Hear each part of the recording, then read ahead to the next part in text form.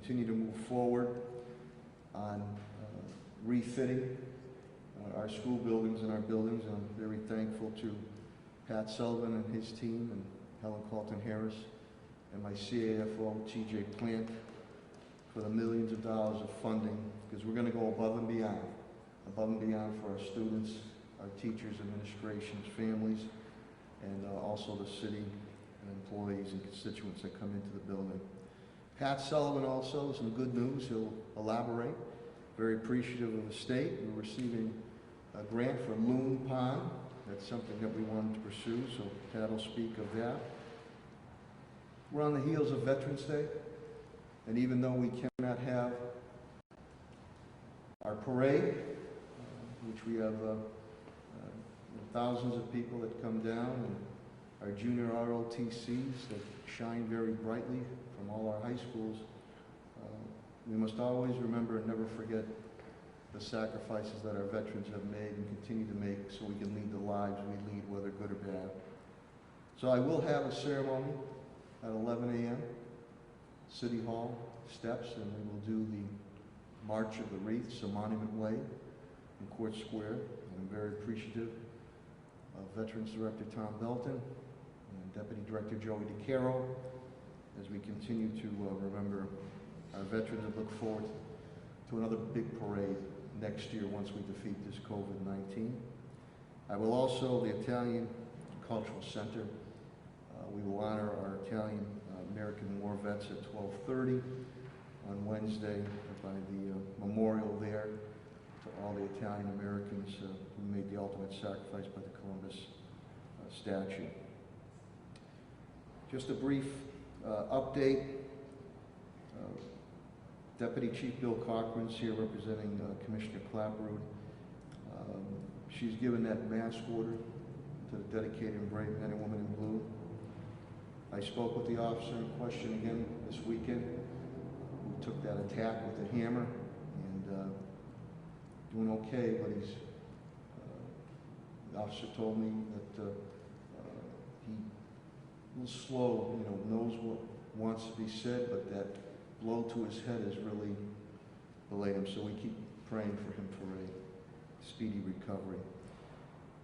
There's an uptick in the police department with COVID-19.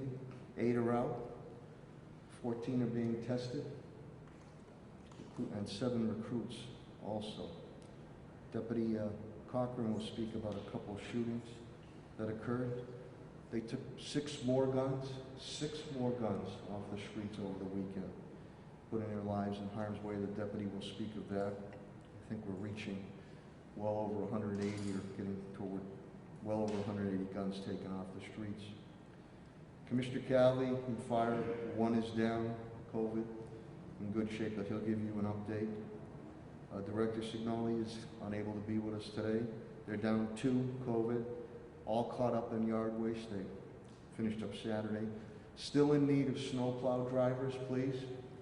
CDLs, whether with the city or local snowplow drivers, landscaping agencies, are very difficulty in getting qualified drivers with CDLs.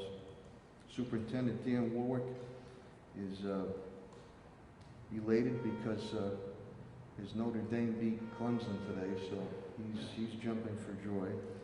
But and I think we said in our early morning cabinet head meeting that we're rivaling McDonald's now.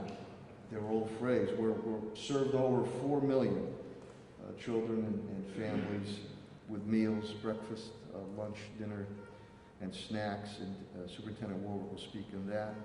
Again, he'll speak to you pertaining to the directions that are coming from Governor Baker and Commissioner Riley.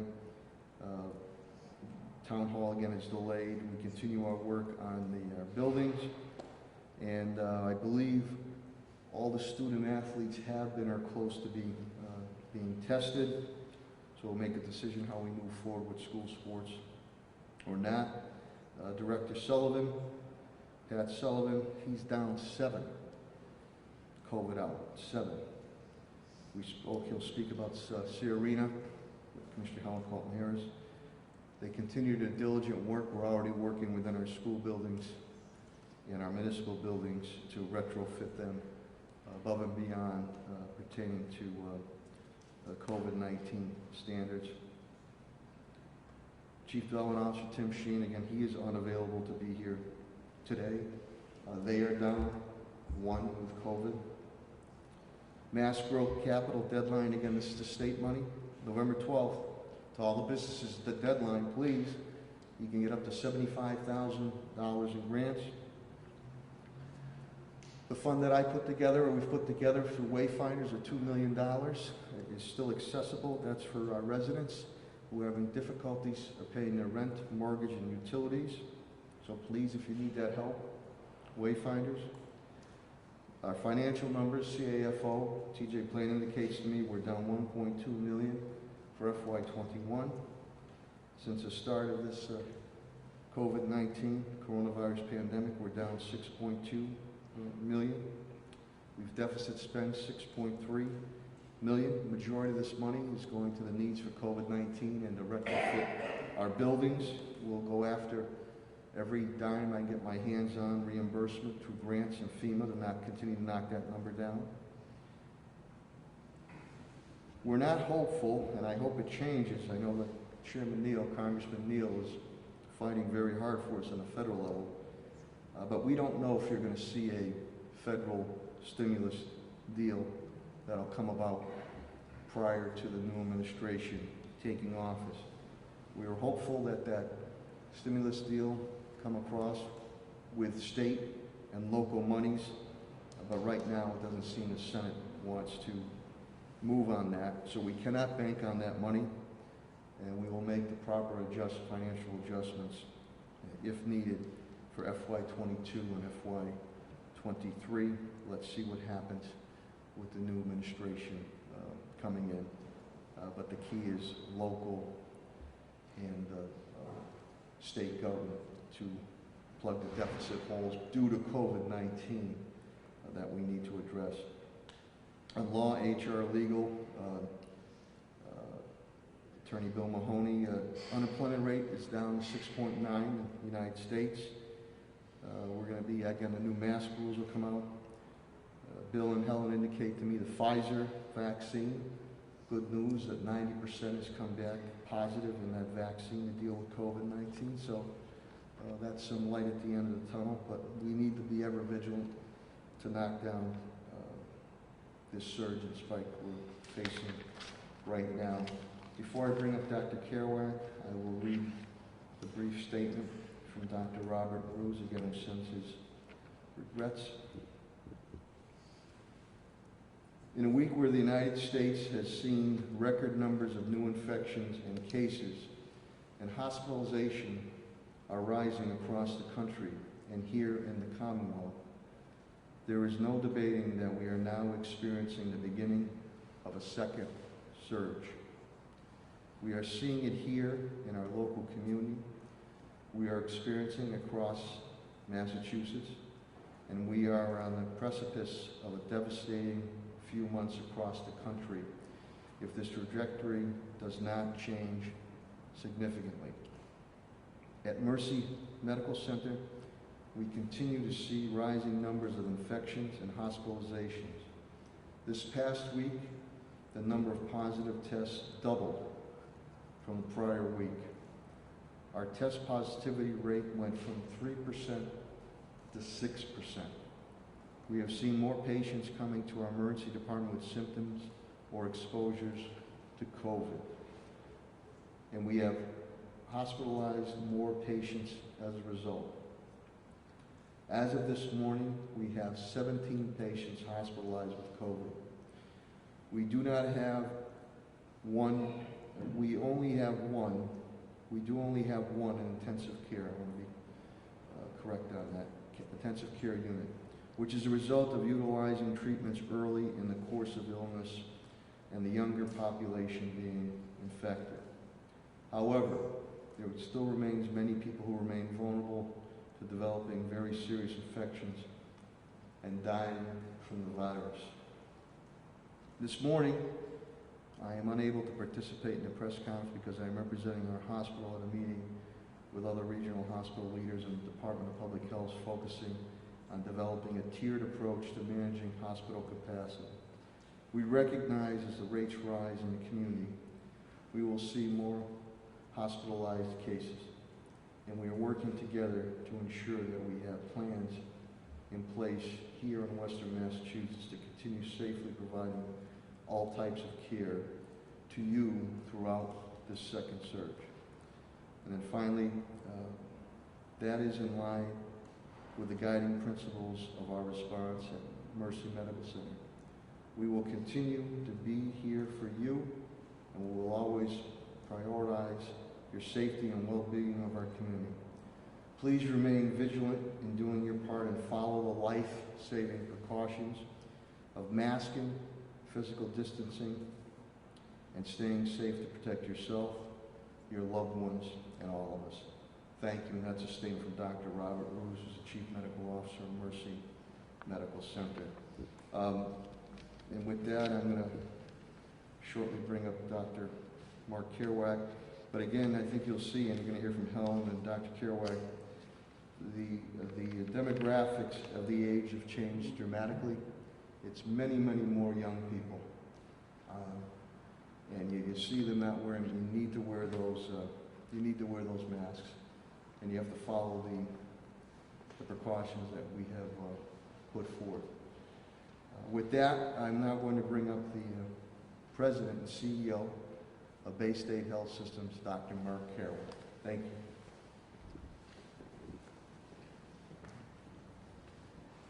Well, good morning, everybody, and thank you, Mr. Mayor, for this opportunity and for the cooperation of your team. I appreciate the statement from Dr. Roos. Mercy has been a very good partner, as have all the hospitals in Western Massachusetts. We have been meeting regularly, virtually, since March to plan surge capacity, hospital capacity across the region. I would reinforce what Dr. Roos has said. COVID-19 is continuing to increase across the world, across the country, and across the state. We've reached some rather grim round numbers with respect to caseloads, over 50 million across the globe, with 1.25 million deaths. We read about European partial lockdowns and the fact that populations of those countries are pushing back against government mandates because they're simply tired. The United States has surpassed 10 million cases and is consistently seeing 100,000 new cases a day. Deaths remain around 1,000 a day. Many hospitals in the upper Midwest are at capacity. Massachusetts has 165,000 cases and is close to 10,000 deaths since the beginning of the pandemic. Hospitalizations and deaths across the state have doubled over the last month. The state has recalibrated its color-coded map, and that's going to make it very difficult to track the trends, at least for a few weeks or so. In the new system, the number of towns in the red has gone from 121 down to 16, but Springfield is among the 16. At Bay State Health, we have inched into the 40s. Remember, we were hovering around 10 in early September. Today, we have 46 cases across the system, 3 in the intensive care unit, 3 in our community hospitals. We continue to test about 1,000 folks a day. We have no issues with personal protective equipment or supplies. We would love to test more, but we're limited by reagents, and we continue to hustle to increase that supply and hopefully increase the amount of testing we're doing. With respect to our own surge capacity in Springfield, we could open up to 100 beds without closing down any services, and open up to 300 if we discontinued elective procedures as we did back in March. There are no signs of spread among staff or patients at any of our hospitals, and so I'd reinforce to folks that it is safe to come in for regular care, that the diseases are not taking a vacation because of COVID. There are some new restrictions announced by the governor this last week in response to this surge. The mayor mentioned the curfew from 10 p.m. to 5 a.m. and the stoppage of service in various establishments at 9:30 p.m. There also was a ruling about the reduction in sizes for private gatherings from 25 down to 10 indoors and from 50 down to 25 outdoors. Remember, it's private gatherings that are the highest source of spread and the most frequent clusters that are reported to the state.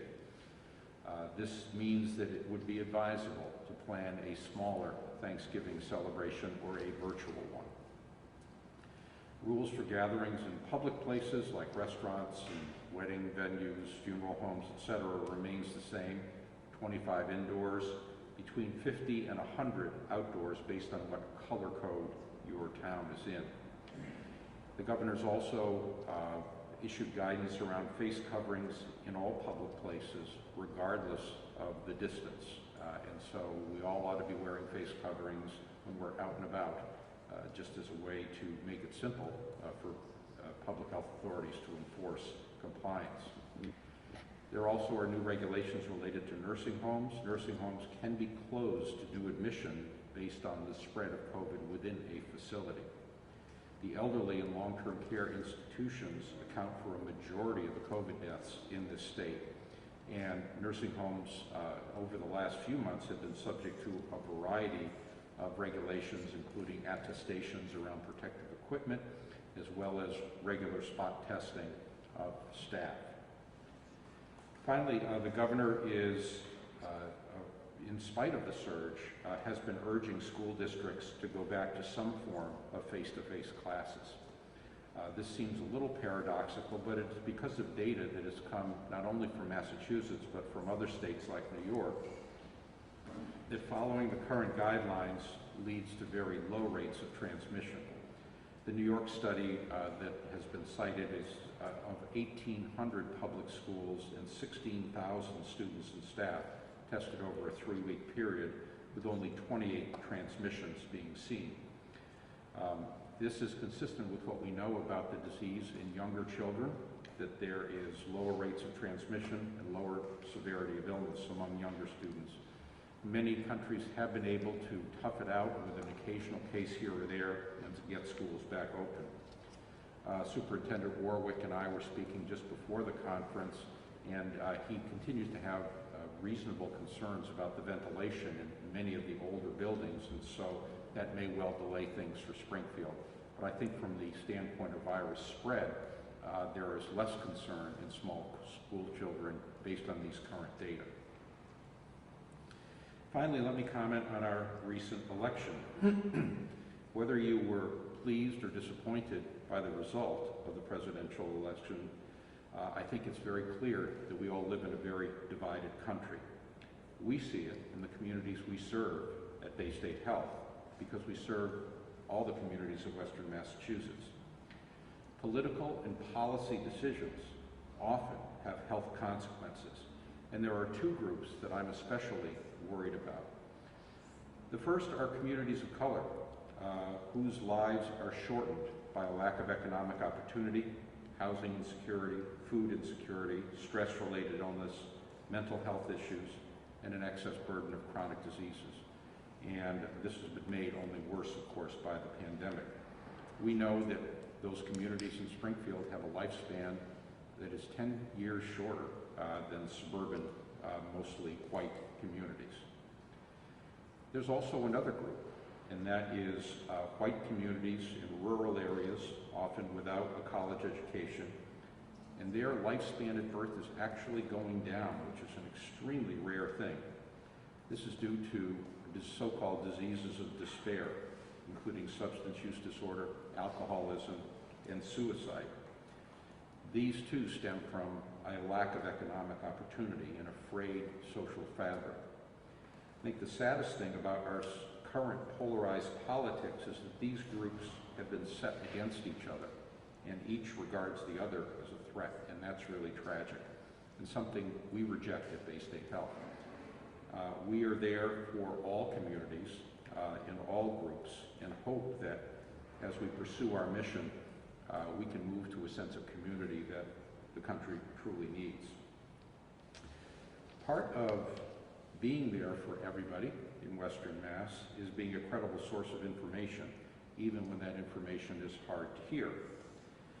I was disappointed to see that a majority of the counties with the highest rates of COVID-19 voted Republican and stated that they believed that they were turning the corner on the pandemic, even as all the data suggested they were doing anything but, and were actually rising. There are few, if any, public health experts who believe we're turning a corner. So I think somehow people like me are not getting through to some of the people who need to hear this message, and we need to rethink how to get the ear of those vulnerable populations. We have our work cut out for us in getting our message across. For today, I don't know what else to say, but that we clearly are in a second surge, and it couldn't come at a worse time. Please follow the guidelines as currently reissued: face covering, social distancing, hand washing. They're not a guarantee of safety, but they greatly lower your risk, and they can stop spread. If we can maintain the mindset of being careful in simple ways in public places, we can reduce the frequency and the impact of all of these clusters and really begin then to reopen our economy, which all of us very much want to see. But it rests on the commitment of all of us. So thank you again for your time, Mr. Mayor, and I guess we'll answer questions now. Dr. Carroll will take questions that you might have. Audrey Russo, Western Mass News, please. I wanted to ask about the news that we all got this morning about the Pfizer vaccine showing 90% effectiveness. And I was wondering, is this a peer-reviewed study showing that? The Pfizer was a company announcement. That is to say, they're running a large test of tens of thousands of individuals, and they've simply announced that the vaccine is highly effective in healthy people. 90% of the time, it produces an antibody. That is half the battle. It also has to be shown to be safe, too, free of side effects. And they have to persuade a scientific advisory panel. And so there are a number of hurdles that they need to get through. Now, it's very good news, but they simply asserted this themselves, very much as some of the other manufacturers have said good news about their progress. I don't doubt that they're making progress, but they need to kind of get past the scientific advisory panel and the FDA before it's final. So happy for the news, but it ain't over till it's over. And do you know how long that process takes to go through the scientific community? I don't know precisely for Pfizer. I don't know if this moves the timeline up more quickly. The efficacy statement suggests that they have enough what's called statistical power, meaning enough people in the study where one side got the infection and the other side was protected so that it would be statistically convincing. That's a big milestone to hit. I still think that the approval from the scientific oversight groups is probably going to be late this year, early next year. And then once that happens, while they have tens of billions of doses stockpiled, it's going to be several months to roll it out. I'm still sticking by my prediction, not that my crystal ball is any better than anybody else's, that it's going to be late spring before we start losing these things and seeing, only a trickle of cases from time to time. But we'll see. It could happen faster. I just think that for all the hurdles that have to be gotten past, it is going to be still several months. And one last question on this, because, and I didn't answer this before, but I just want to refresh my and everybody's memory. Have there been any trials done through Bay State or anywhere in Western Massachusetts that you know of? Have there been any what? Trials of the Pfizer vaccine? I am not aware of any trials of the Pfizer vaccine going on at Bay State. Thank you. Nicolesco, 22. Dr. Kerouac, just out of curiosity, some of the many media reports about Pfizer's release today included quotes from members of the scientific community who were frankly shocked at this particular number. Are you surprised to find that if we take it at face value that it could be as much as 90% effective, or is there been other indication, or maybe it's just some pessimism that the efficacy rate might be relatively low? Yeah, there's no reason to believe that the vaccine couldn't be 90% effective. There are vaccines out there today, like the measles vaccine, that are in the high 90s as effective. When you look at a vaccine like flu vaccine, it's closer to 60, 70% effective. And so, does it surprise me that it's 90% effective? No, it just depends on how well they have selected the protein that provokes an immune response and how close that immune response is to neutralizing the key protein on the virus. I have no reason to doubt the 90% number. It likely would be a little bit less in people with chronic diseases or the elderly who don't form as risk an immune response. But 90% is nothing to sneeze at, and is certainly enough if the vaccine were widely disseminated for us to eradicate it or get it down to a very low level. And I'm reading a little bit about the 1890, every year of the 1918 flu pandemic, but there's reading about the 1891, which is some scientists think may have been a coronavirus itself. And now, obviously, we don't have pandemics related to that virus.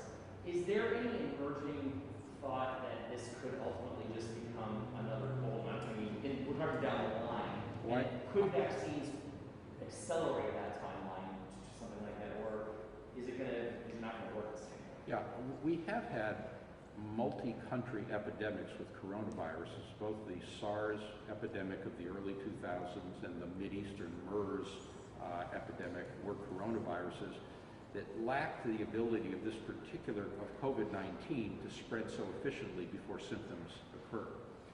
If you ask me to guess what does the end game look like, what are we doing 5 years from now, I think there's always going to be a little bit of COVID-19 in the background. Most people will be immune. We'll see occasional cases. And when you come in today to Bay State with a flu-like disease, we test you for 20 different viruses. 5 years from now, that'll be 21. That'll include COVID-19. And so we're always going to see a little bit of COVID-19 around, I think. And it'll be just part of the woodwork and part of what we deal with. And is there any, and just one more question on this, we're kind of down in the weeds, but it seems to a lot of the symptoms that we see from COVID are the body's overreaction to the virus more than anything. So that's where the fatalities are, that's where the long-term ones are. Is this something that's, I mean, when I think about, like, for example, the AIDS virus, that's actually attacking the immune system, and that causes something later that results in death. It doesn't kill in and of itself. Is it uncommon in viruses generally where really it's just the body's overreaction or the body's reaction that's causing this, or is that something that's relatively unique to COVID-19? It is very, very common. It's not unique to COVID-19. It's not even unique to viruses. There is a syndrome called the Systemic Inflammatory Response Syndrome, or SIRS for short, which is our shorthand way of describing an overreaction by the immune system to widespread infection. Happens all the time, every day at Bay State when somebody gets a bacteria in their bloodstream. And there are standard treatments for it, et cetera. It can happen during severe flu and severe hepatitis, severe mono. I mean, the list goes on and on. And so COVID this is not some unique trick it's pulling. Thank you. Any other questions of Dr. Kerouac? Okay, here we go, Dr. Kerouac. Thank you so much. Pleasure, Mr. Mayor. Thank you, everybody. Good health to you, your family, your staff.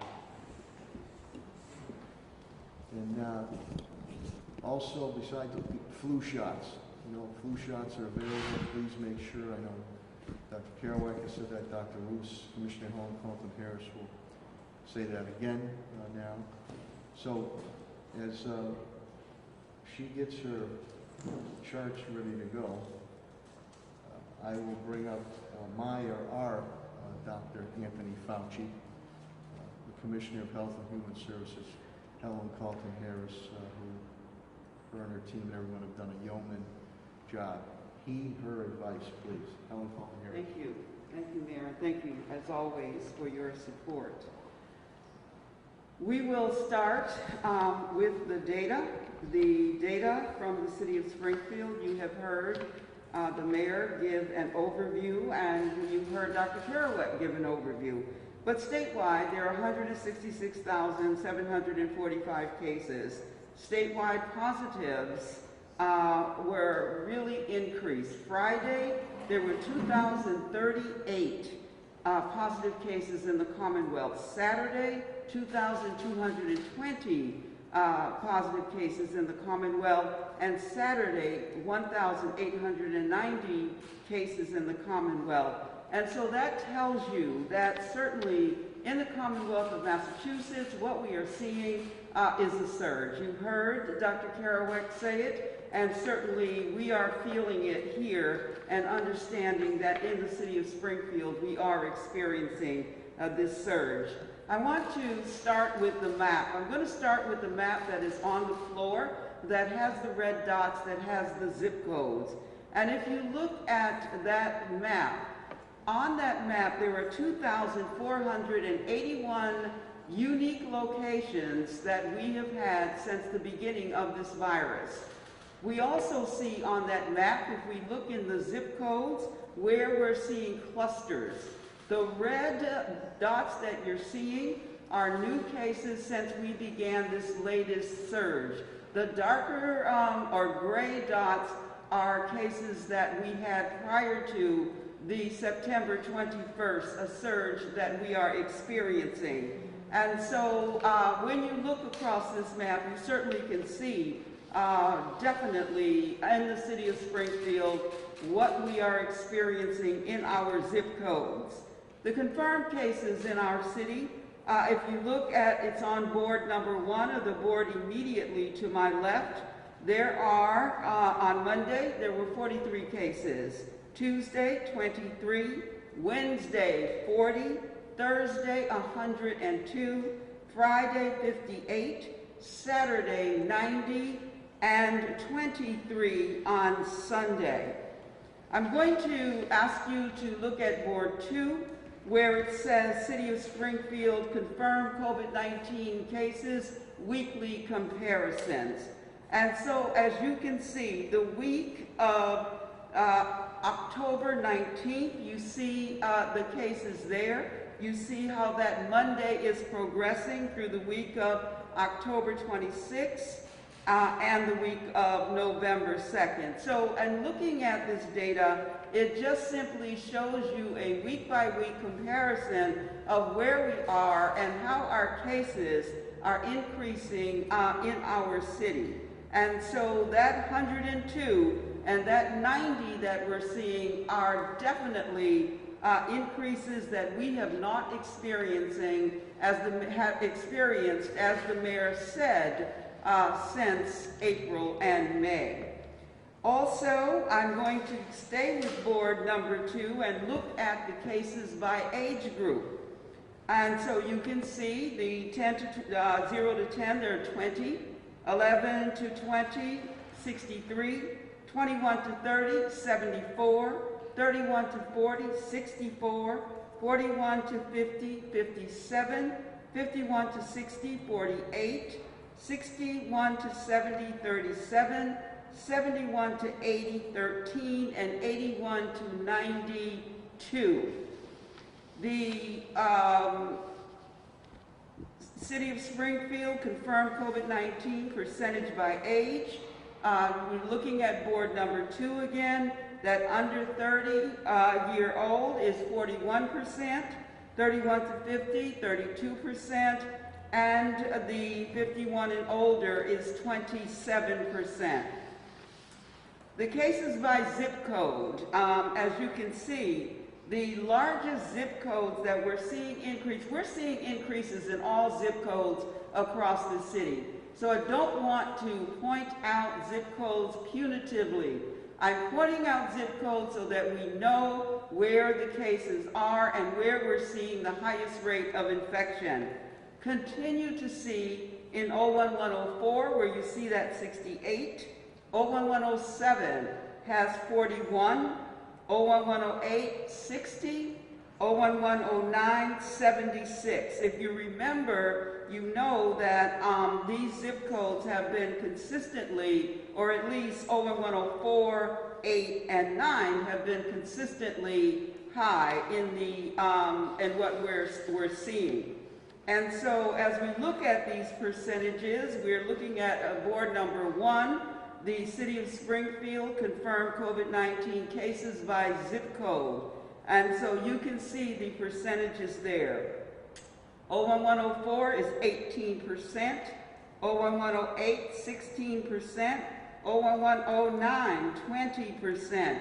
But we are again experiencing a surge across the city. 01118 now, well, this week was 8% of our cases. That's an increase. 01109 is 9% of our cases. That is an increase. 01151, 5% of our cases.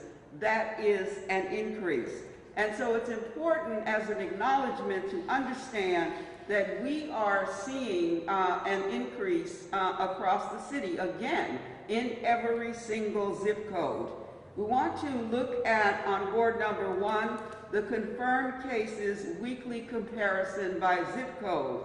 So what we've done here is look at the zip codes and went 3 weeks back to look at where the progression of the virus is. And as you can see, that there is absolutely an increase. I told you about that 01118, where it was 15 3 weeks ago, 23 cases last week, 32 cases this week. So as you can see, there's an increase across every single zip code in our city, some more than others. And so the virus is a virus that is not knowing geographical boundaries, but is certainly a virus that we are experiencing all over our city.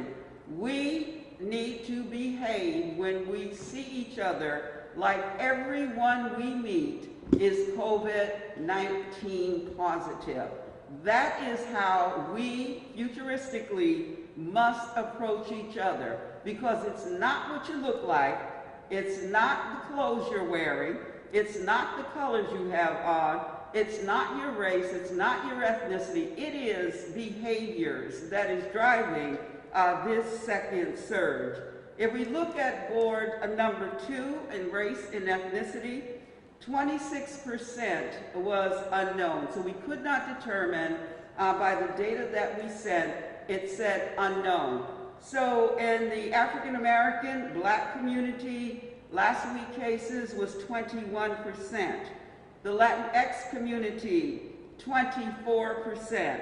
The white community, 27%. So what we could identify in the city of Springfield as far as race is concerned tells us that there is a distribution of this virus across all races in our city. Obviously, there are higher incidences as we take a look back.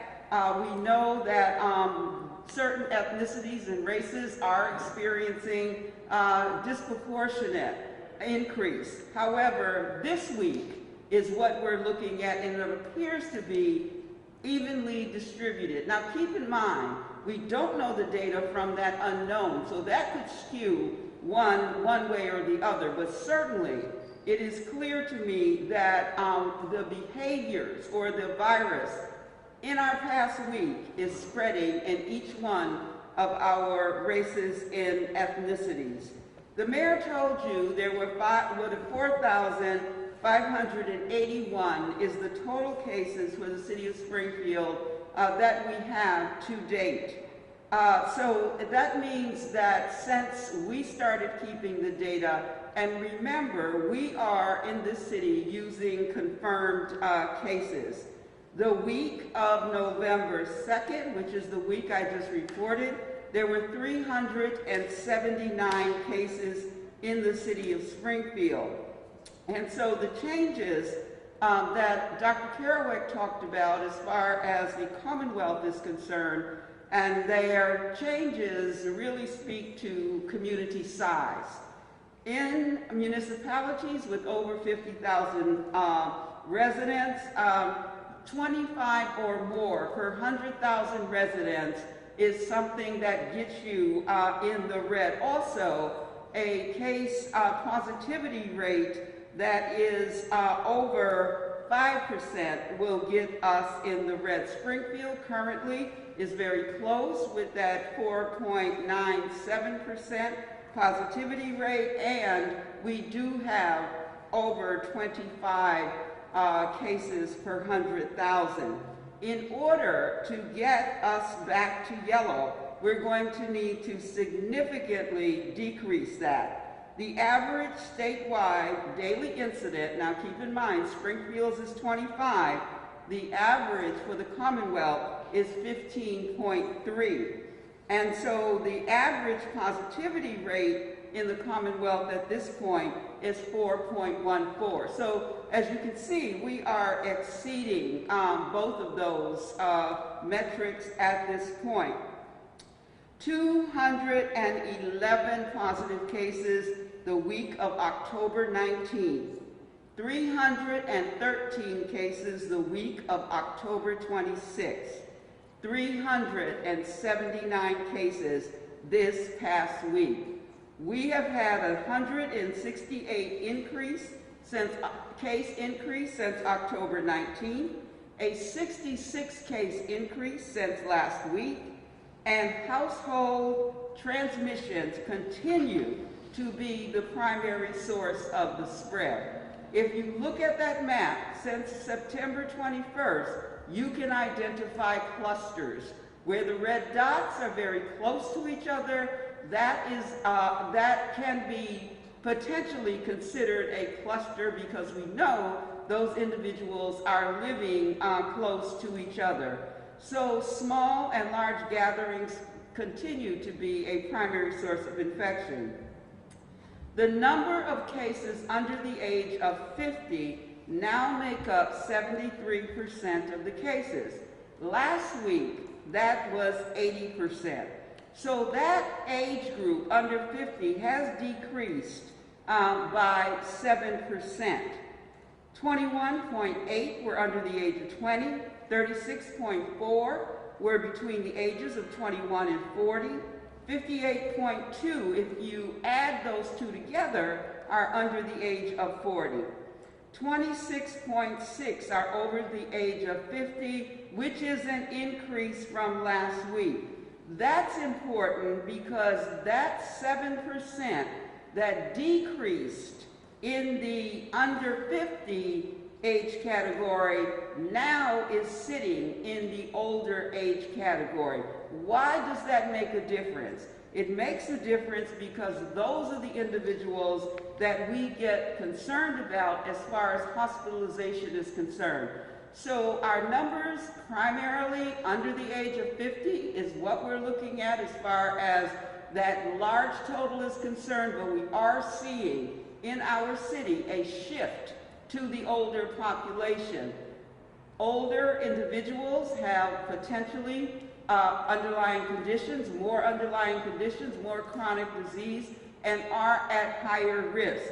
So again, individuals all across the age spectrum, but particularly those over the age of 50, please be as vigilant. If you live in households with young people, please ask them to make sure that they are being vigilant.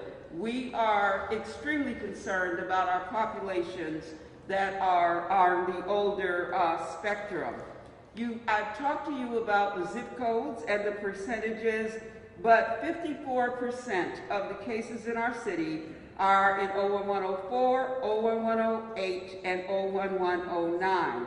Last week, that was 55%, so that means that those percentages and those zip codes have remained pretty steady, and that's not what we want to see. We want to see all of our zip codes go down as far as the case rate is concerned. Our outreach has continued to neighborhood councils and civic associations. We have heard from information from individuals as far as face covering is concerned who are asking if we can help with face coverings in some neighborhoods. We have done that. We do not have face coverings that we can give out in huge numbers, but we certainly, the city wants you to be safe. The mayor has directed that we, to the degree we can, and not sacrifice face coverings for frontline individuals, that we cooperate with the neighborhood councils Other neighborhood councils have asked for hand sanitizers. Again, please call our hotline, or you can call me directly, which most of you have, and we certainly will get you what supplies we can legitimately spare to help you and your neighborhood residents. We are continuing to work to hand out educational material so that people can understand in the appropriate languages the kind of outreach we want to have. We have worked with the Springfield School Department, and the superintendent will talk about this a bit. There was a stop the spread, or the testing of the athletes on Tuesday and Thursday. It went very well. Again, I am appreciative, so appreciative of the team that we have. I thank the mayor for his guidance and support. Superintendent Warwick, certainly Assistant Superintendent Lydia Martinez, who called me on Friday, I believe, just to make sure that I was updated and I understood how it went and things that were going on.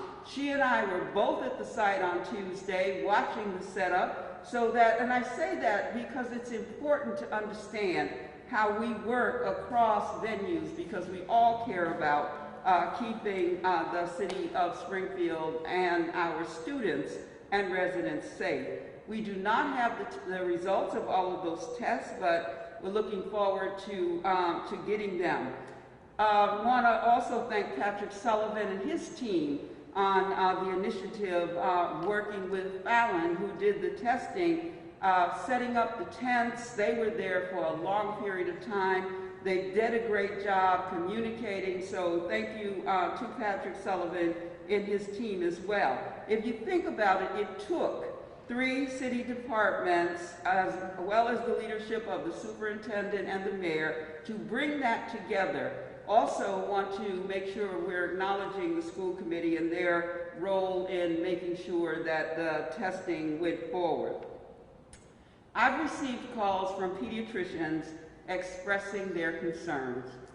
Their concerns about children that they are seeing, and their concerns about the fact that they're concerned about children not getting exercise, they're concerned about obesity, they're concerned about mental health, they're concerned about behavioral health.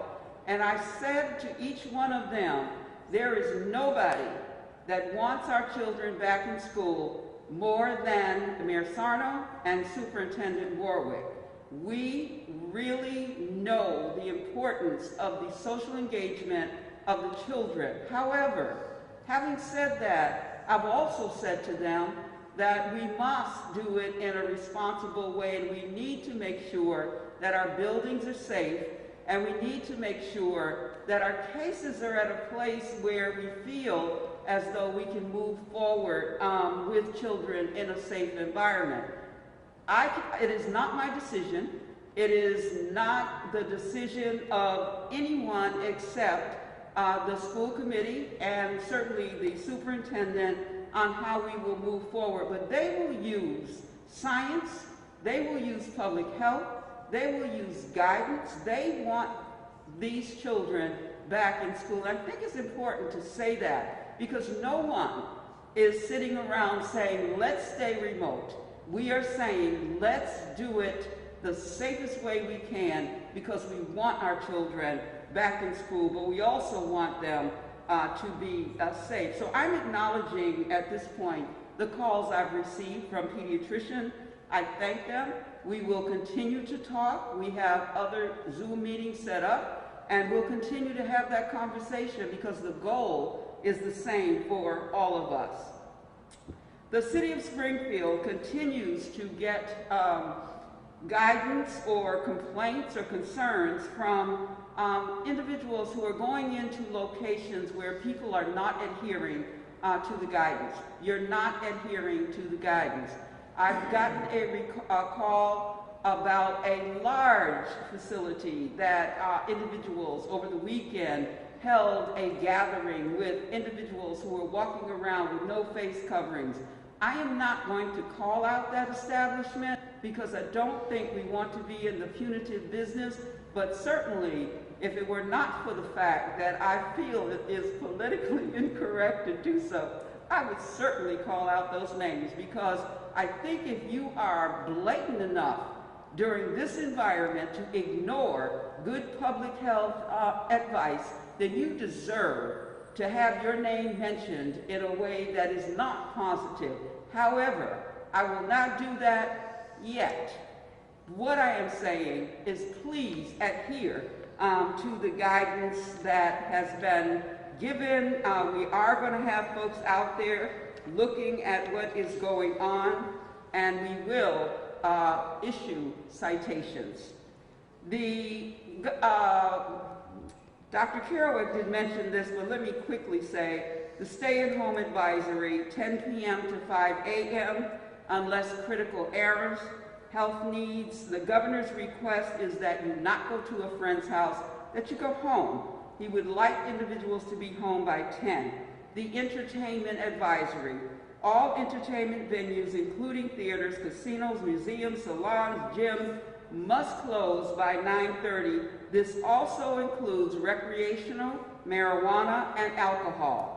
Face coverings. Face coverings must be worn at all times, and the 6 feet distance is no longer an acceptable requirement. So the 6 feet is out. The governor is asking all of us to wear face coverings no matter how close or how far away we are to individuals. Private residences go from 25 indoors to 10 indoors. For outdoors, 50 is for red community. So outdoors for Springfield is 50. Make sure that you are wearing your face coverings. Face coverings are not required if you're at home. Again, let me say to you, if someone comes in your environment who is not a member of your household, you're not used to being around, please ask them to put on a face covering. Again, law enforcement, for the purposes of this regulations, are empowered by Mass General laws to enforce them under the Public Health Code, which is Mass General Laws, Section 111, Mass General Laws 111, Section 30. Travel orders. California has been taken off of the list. The only approved states now are DC, Hawaii, Maine, New Hampshire, New York, Vermont, and Washington State. California has been removed. Stop the spread. AMR, I am so, I cannot tell you how grateful we are in terms of the fantastic work you and your team are doing, Patrick, so thank you. They have tested a total to date of 36,749. Springfield residents are 14,903, and the positives of that is 1,887. They have reported this last weekend their busiest weekend ever. Friday, 1,252 tests were performed. Saturday, 976. Sunday, 902. Total 3,130 tests have been performed. We are in a surge, and it's up to each one of us how we behave during what is a very difficult time for all of us. Flu shots, it is critical, particularly those who are, we're asking everyone to get a flu shot, but certainly if you are in a high-risk category, have a chronic disease, are over the age of 50, we also know that children are required to get a flu shot as well. Get your whole family who are over the age of 6 months. Make sure they have a flu shot. We'll talk about Thanksgiving. However, based on the governor's guidance, we are asking Thanksgiving that it be small gatherings. I think Dr. Kerouac has talked about this. Our world has changed, and it has changed until we get a vaccine or we get this virus under control. And right now, in the city of Springfield, It is not under control. I ask you to continue to work with the local officials in our city. Please help us defeat COVID-19. We can't do this without you. This is an individual decision. You have a choice.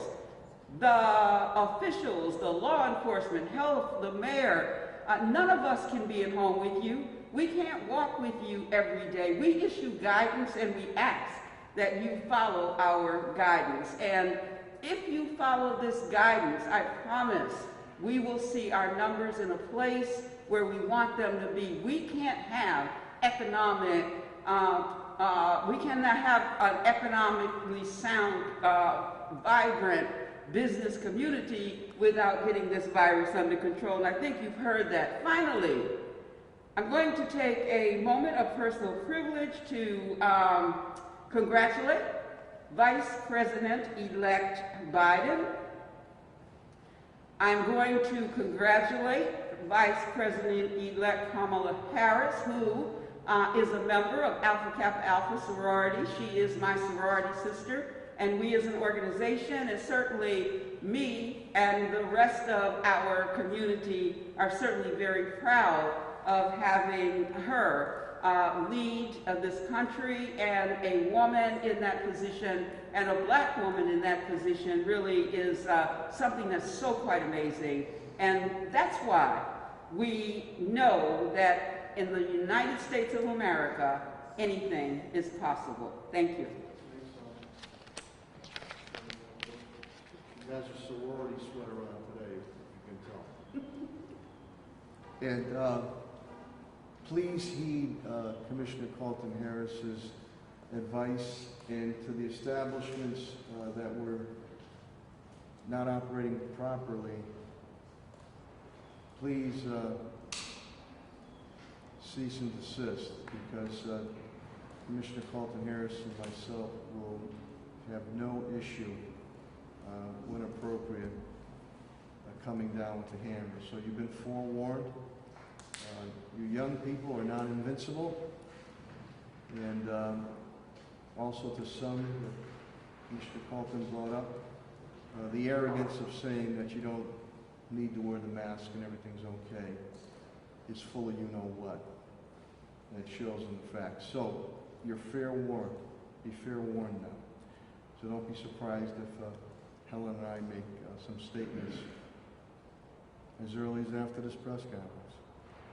So be forewarned on that. Follow the public health guidelines, or you will face fines and penalties and other licensing type aspects. So we'll leave it at that for right now. We'll now go into the public safety component of this COVID-19 update. I'll bring up the Fire Commissioner of the City of Springfield, Bernard B.J. Calvin.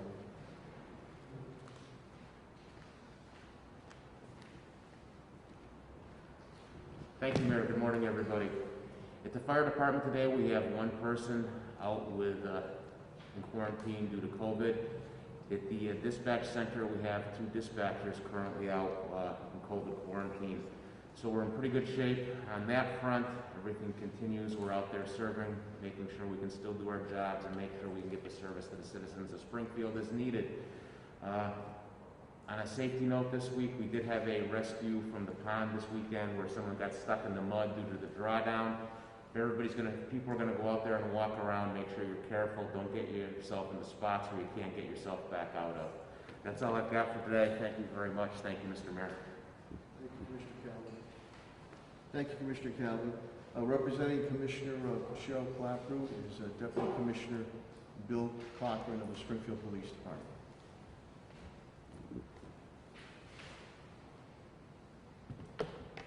Morning, thank you, Mayor.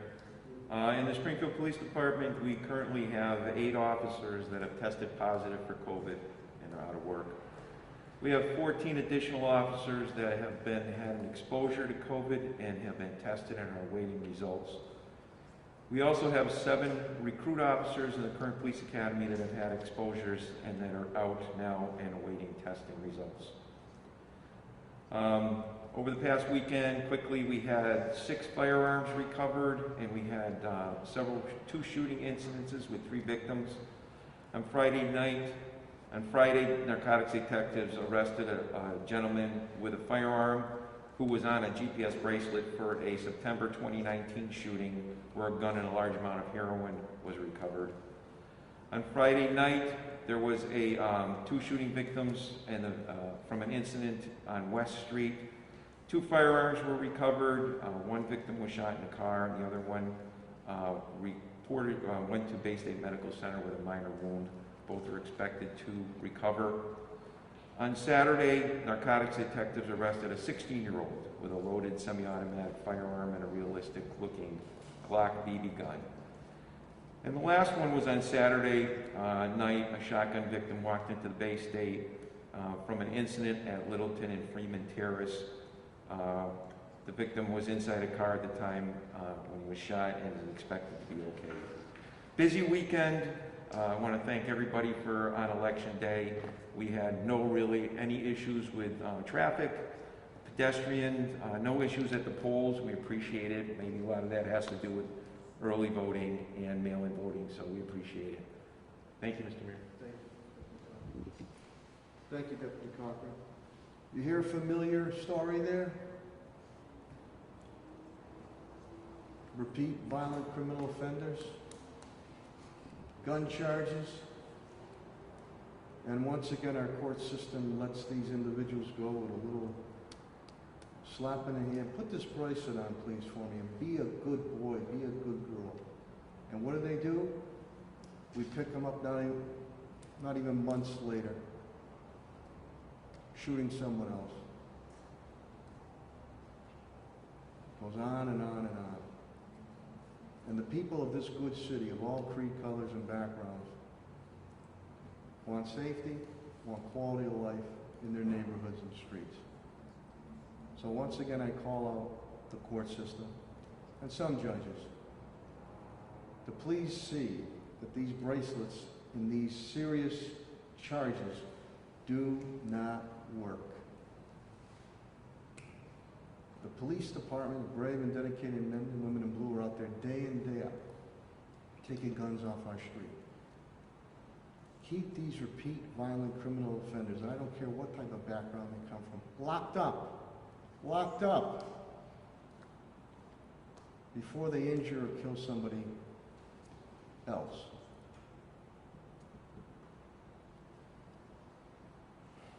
With that, I'm going to bring up the Superintendent, D.M. Warwick, Springfield Public School Systems. He will give you an update, and I appreciate he and his team for the continued efforts to keep education going in the city of Springfield.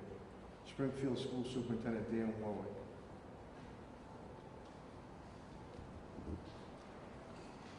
Thank you, Mayor.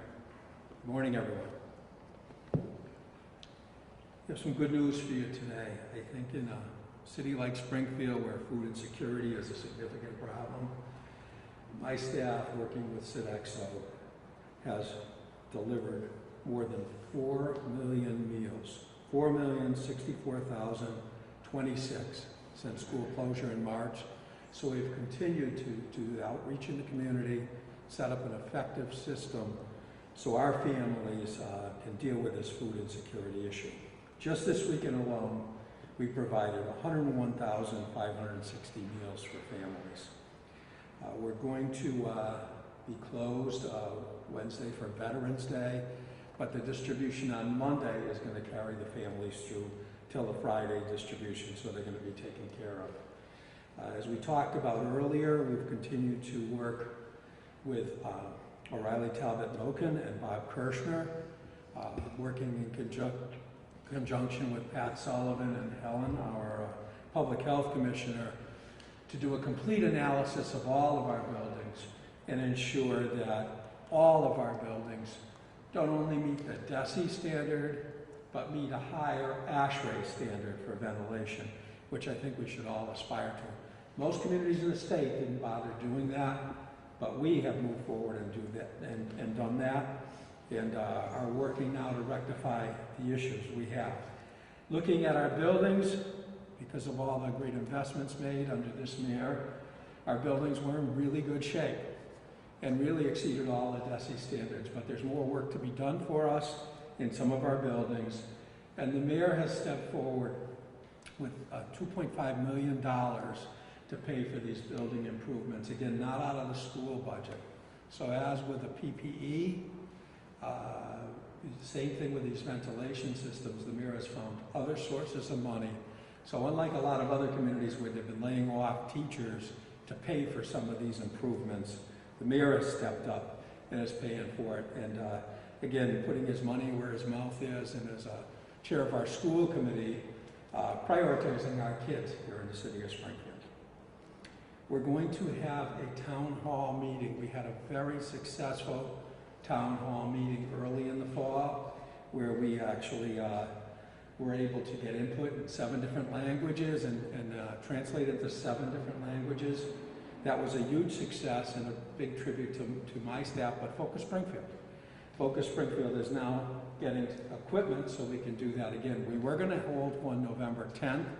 They don't have the equipment to do that right now, but we're working with Focus Springfield to do another town hall meeting. So again, we can get input from all of our families here in Springfield before we make a decision on how we're going to move forward in our schools. Flu shots, remember, they're mandated for families, and there's information on our website on where people can pursue those flu shots, but they're very, very important.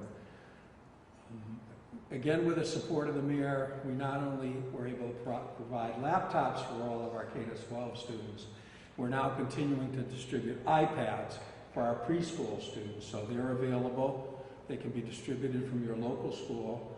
But if a family can't get to their school, we'll deliver them to the home. Simply call the principal at your school. With Commissioner Helen Carlton-Harris's support, we're doing a sports retest. We actually tested all the students, coaches, and any family members who wanted to be tested. Right now, it looks like the incidence is very low, but we're going to analyze that before we determine whether we restart fall sports. But I think we're going to have information on that as soon as today, final information. They're going to be able to finish that fall season because the incidence seemed to be very low, but more information will be forthcoming on that. Remember, we have a helpline that we put in place, and again, information on the website on that, so that anyone who's having any technical difficulties can get help there. There's a great deal of discussion in the Commonwealth right now about MCAS testing. The Superintendent's Association has taken a position on that, and our position is that we think we should suspend MCAS testing only for this year. I believe, and most of my colleagues believe, that accountability is very important, but to give MCAS to make accountability decisions in this environment seems ludicrous given all of what we've been dealing with this pandemic. And we all know that there's been an issue with learning during the transition, especially back in the spring. But here in Springfield, we've really worked hard to implement a very effective remote program. We've kept our counselors working. We've worked hard. We actually expanded City Connects so that families are getting the mental health services that they need, as well as the educational services that they need. We did get hit with a ransomware attack. We're doing a full analysis on how that happened, and we're in the recovery mode as we speak. But our systems for our kids, we prioritized our learning systems, and we have all of them, and we have had all of them back up and running. We worked over a weekend when that occurred. So we're in recovery mode from that ransomware attack, and all of our systems are up and running. Thank you. Thank you, Superintendent Warwick. You and your teams, all your efforts for our children and families and staff, teachers, administration.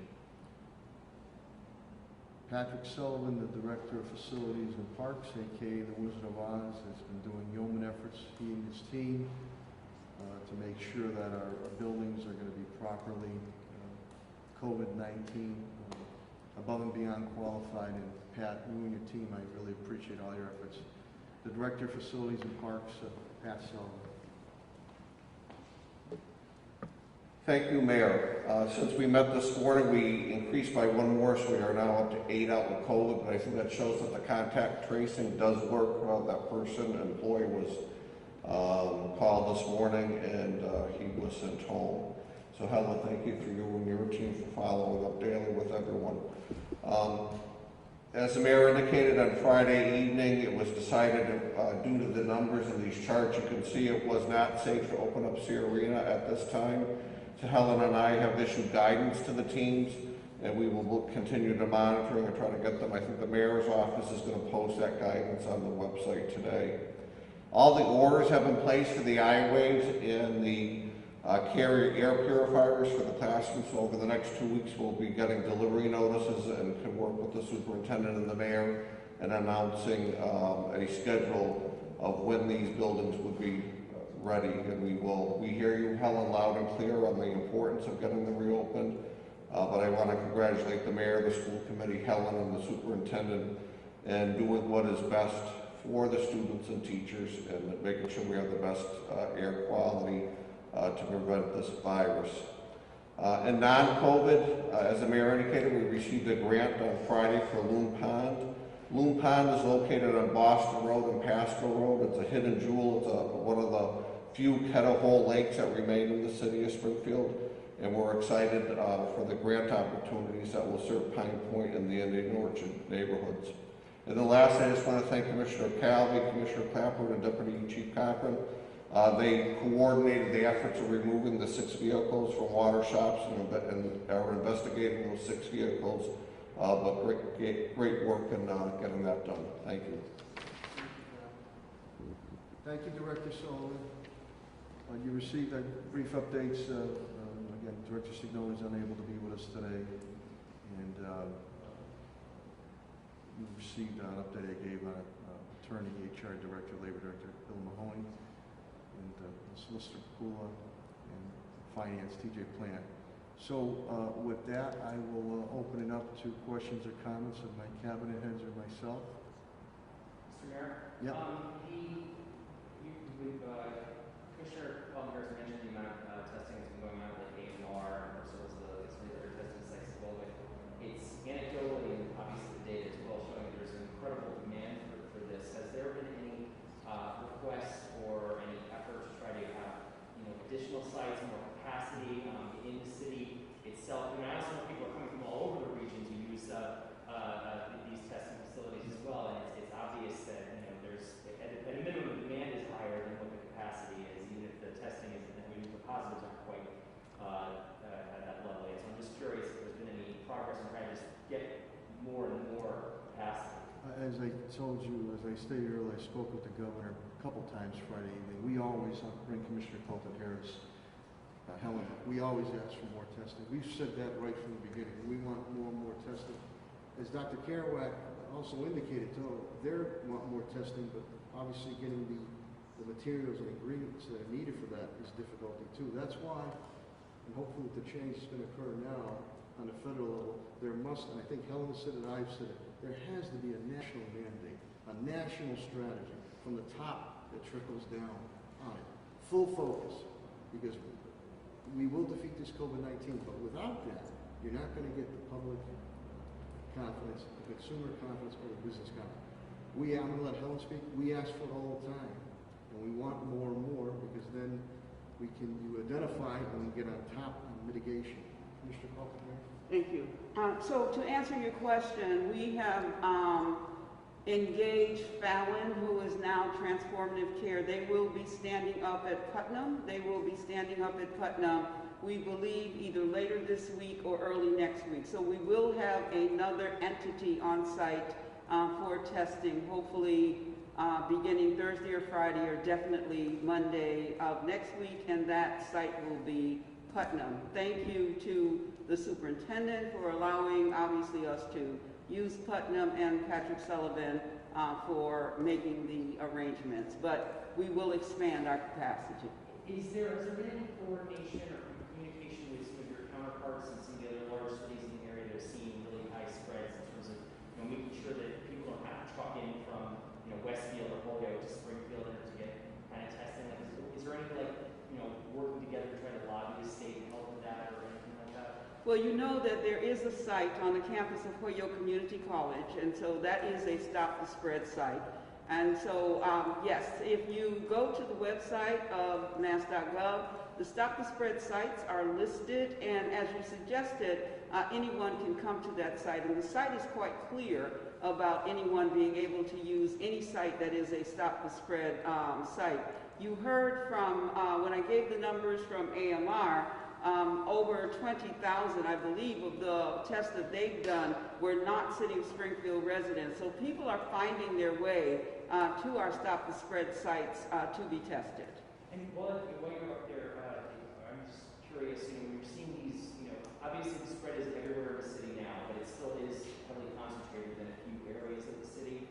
I realize that Springfield is not New York City, but I know that they've done like a very, intense focus on hotspots within the zip codes that are particularly high in incidence rates. Is there any strategy or any idea of maybe trying to micro-target any type of, if not restrictions, maybe like a step-up enforcement or step-up testing in areas to try to bring down the incidence rate in zip codes where it's particularly bad?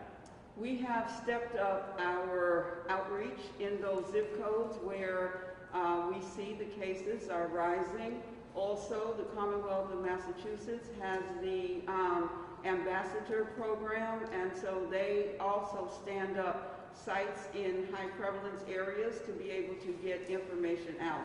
So the answer to your question is yes. As a municipality, as a city, we look at those numbers and try to make decisions based on those numbers around our outreach, making sure that our staff are keeping themselves safe, as well as reaching out to residents and asking for compliance.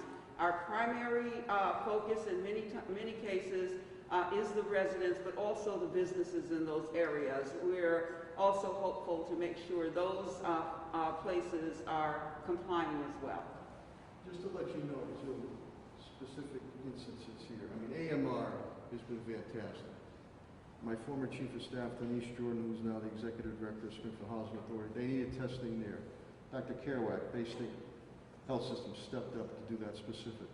Superintendent Warwick, with Commissioner Helen Carlton Harris and our school committee, we wanted to go above and beyond what DESE is required. We brought in family to do specific testing to our student athletes. So we're being, Helen and I advocate day and night for it. I would assume, and I know other mayors are advocating for testing too. But we advocate for more and more testing here. A lot of people, again, we are the capital of Western Massachusetts, they tend to want to migrate and come to the city of Springfield. Whether it's Bay State was doing testing early, AMR, at the facilities that we're doing it there. So where we see, and with the Housing Authority, obviously, that's in a couple of those zip codes that were targeted there. So we're going to continue to go after anything and everything when it pertains to testing. But I'll tell you what, the time was before. Now a national strategy has to and must be put forth. You cannot have governors that were competing against governors, mayors that were competing against mayors. Now is the time. This is the second surge. So we have to starve this COVID-19 coronavirus pandemic. Starve it. And in the meantime, there's some good news coming on the vaccine front.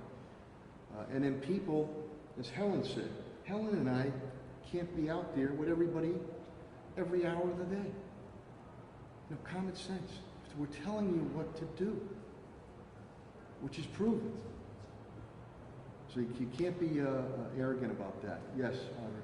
And so I guess my next question kind of piggybacks off of this and might involve Helen as well. Has there been any thought to, because I know you're pushing education, has there been any thought to maybe close in some of the areas where people might congregate in those zip codes, like Morris Park, like public parks, tennis courts, anything like that, if the spread continues to become rampant or not go down the trend that we'd like to? Well, we haven't seen, you're saying those targeted areas there. I'll have Pat Sullivan come up, but we haven't seen those spikes. We've seen spikes mainly in residential, and when we see gatherings coming together, then through the health department and or if we have to, the police department on it. But it's a balancing act here.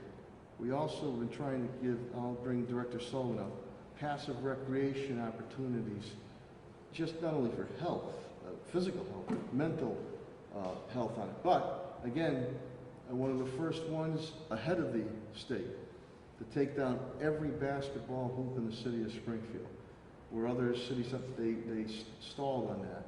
So we have taken, we're trying to do a balancing act, but I'll have Pat come up and speak with that. We're doing it with the Sea Arena right now. Helen and I travel the city on a daily basis, and we communicate probably 10, 15 times a day. Yeah, that's my fault.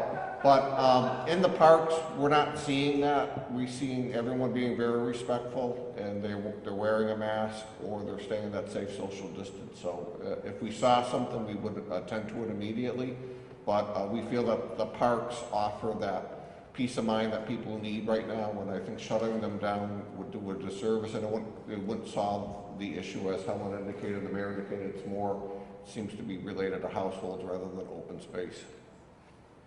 And so I guess, Mayor Sarno, I think a lot of people maybe see what's going on in Europe, seeing them close back down again. See that again? People are seeing what's happening in Europe. Yes. With them closing back down again and closing curfews. Do you anticipate taking any kind of municipal action outside of what the governor's already imposed? No. If things continue to get worse? No, I do not at this time. Again, Dr. Kerouac indicated last week also, this is a balancing act. You know me, I'm not afraid to drop the hammer if I have to, but it's a balancing act. You know, we're going to continue to be proactive on education, on what proper public health aspects must and have to be taken.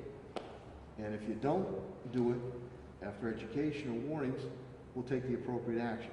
But I want to also be cognizant of keeping economic development and business going, as long as they are following the prerequisites of the public health guidelines.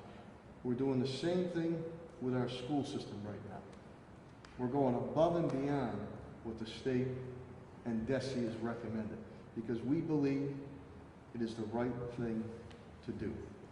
So there's full confidence on it. So I'm going to do a balancing act, and we're going to continue to do it. It's been successful. We are facing, I mean, we're all facing now across the country world. The second, it's a surge now going on, but I'm not going to consider a lockdown only if, knock on wood, if things were to get completely out of control. We're following the governor's guidelines.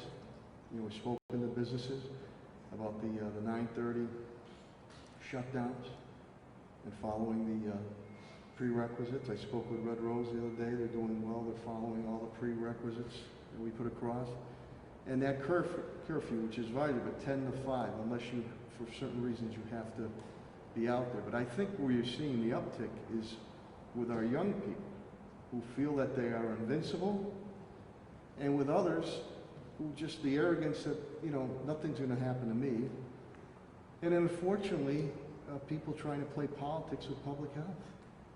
And then they shouldn't be doing that. So no, at this point in time, no. We're balancing it. The decisions we've been making are based on public health, medical, and the sciences. As you see with the Sea Arena, we decided we want to go another couple of weeks before we consider that. And with our schools, we're going to go above and beyond. So no, there's no consideration of some of the complete lockdowns that have been done. I think we've had some positive mitigation steps that have been helpful, but people have to stay ever vigilant. I know people are tired. I'm tired too. But the patience and cooperation continues to be needed. And there's simple things that you can control. There's got to be some personal responsibility here. Personal responsibility. I'm getting sick and tired at times of people always pointing fingers. What are you doing about it, Commissioner Carlton-Harris? What are you doing about it, Sarno? What are you doing about Commissioner Clockrey, Superintendent Warwick? Greg said, what are you doing about it? And sometimes when you look in that mirror, instead of pointing those fingers, look at yourself. So there needs to be personal responsibility on this. We haven't sugarcoated anything. We are in a second surge. We've been up front, and we're so proud when we were a green community, all the things we did it before. We can do it again.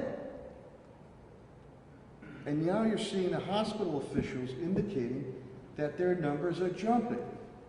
So that means to you young people out there that you are starting to get hospitalized now when you thought you might not. So I'm sorry to go on this philosophical tirade here, but it really aggravates me at times. But we're going to continue to do a balancing. Any other questions or comments? Yes. A question about the water shops pond. Yes. A drawdown on that. We've been getting a lot of emails and comments from our viewers about, they're worried about the wildlife. They're worried about, the fish, the animals that live around there. Is there any? We found an old wwlp camera in there too, by the way. So if you want to pick it up, we maybe can negotiate it. I'm going to bring up Mr. Green right now, Director Sullivan. I'll tell you. Yeah, we've worked with our local conservation commission and the state DEP office, so this was all timed at the proper time, so any wildlife would be hibernating at the proper time. And I think people will see that the environment will improve from this drawdown for any wildlife aspects. So we are working closely with the DEP as we continue this drawdown.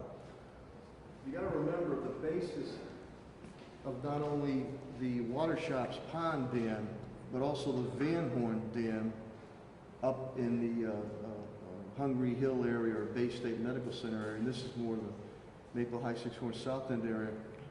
Besides environmental, which we follow as rules and regulation, was public safety.